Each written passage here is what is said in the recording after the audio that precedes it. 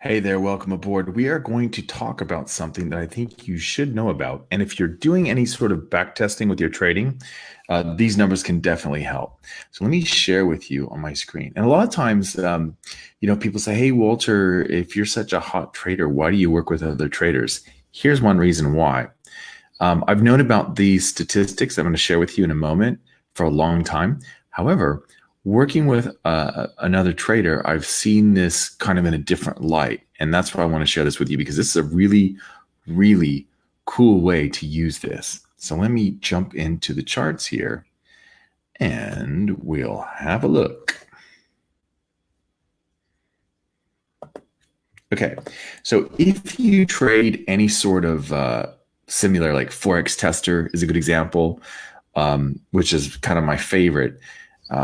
Oftentimes you can get these two numbers here, maximum favorable excursion and maximum favorable excursion, or MFE, and maximum adverse excursion, or MAE.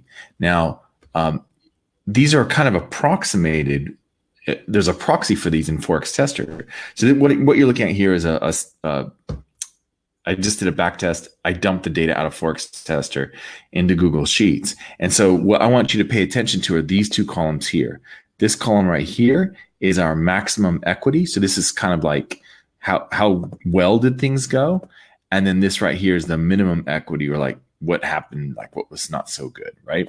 So this is what you would equate to the maximum adverse excursion, and this is the maximum favorable excursion. So really what it's answering is, how far did the trade go in your favor? So for example, if you're taking a 1-to-1 reward risk ratio trade across by the way, if you like this stuff, before I forget, click the link below or above this video to get more information about the course where we're going to take a small account and build it up really quickly, $1,000 account, and ramp it up. That's called the Small Accounts, Big Profits course. You can click the link below or above. All right. So now what I want to share with you here is this idea of, if I'm risking $500 on the trade and I only take $500, so it's a 1-to-1 reward risk ratio. What if the trade actually would have gone $800 or $900 or $1,200 or whatever? Like, how do I know that I'm doing the right thing? So the way that you can use this is actually quite clever. You can look at all the maximum adverse excursions and all the maximum favorable excursions. But here's what I like about this. Notice on this trade right here, the trade made $1,213.92 in Forex Tester, right? Simulator. And it says here that it went as far as $1,279. So I gave back on the trade $66 or something like that. Okay. Which is fine. You might think, well, that's pretty darn good. However, there are other instances where it's not so good, where, for example, this trade right here made $120.96, but it actually went as far as $839. So you'd have to say, like, if you're using a trailing exit, maybe that exit's not ideal, right? Maybe that exit's giving too much back. Something's going on here where, why would I have a trade that was up $839 and in the end it only makes 120? Like, that doesn't make sense. Something's going on here.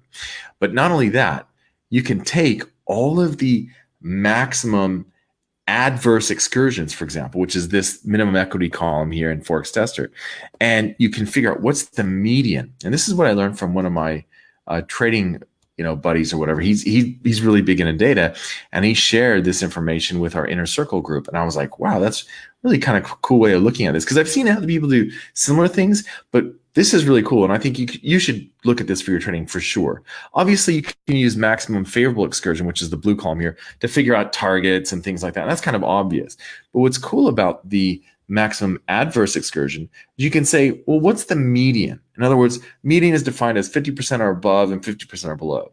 So if you want to manufacture a 50% win rate with your trading system, or really close to that, you could do that when you think about it by saying, well, if I have my stop loss set at the median point of the maximum adverse excursions, then what does that mean? Well, that means that typically what's going to happen is about half of the trades are actually going to not hit that stop loss. So it's going to give the trade some, quote, room to grow. And if that's the case, and I have a really good solid exit strategy on the back end, whether that's a target or a trailing exit or whatever, it's probably going to do okay as a strategy. So that's something that you could definitely look at. It's a way of sort of adjusting your stop loss based on hard data. And it's not something that is like groundbreaking or whatever, but it's a very simple way to take information that you're going to get out of your backtesting data if you use Forex Tester, and you can use that, and then you can test and say, okay, well, what if I notice, for example, in this case, the maximum adverse excursion ends up being 50 pips. So if I use a 50 pip stop loss, the median of that is 50 pips. I can use a 50 pip stop loss and know that a lot of the time I'm going to give the trade enough room to go. And then now I can work on the exit and tightening up the trailing exit or whatever I want to use there. So I hope that this helps for you. I hope this is something that's been very useful. If it has, you might want to join us in the Small Accounts Big Profits course. You can click the link below this video or above to get more information on that. Otherwise, I'll see you in another video. Happy trading. See you. Bye.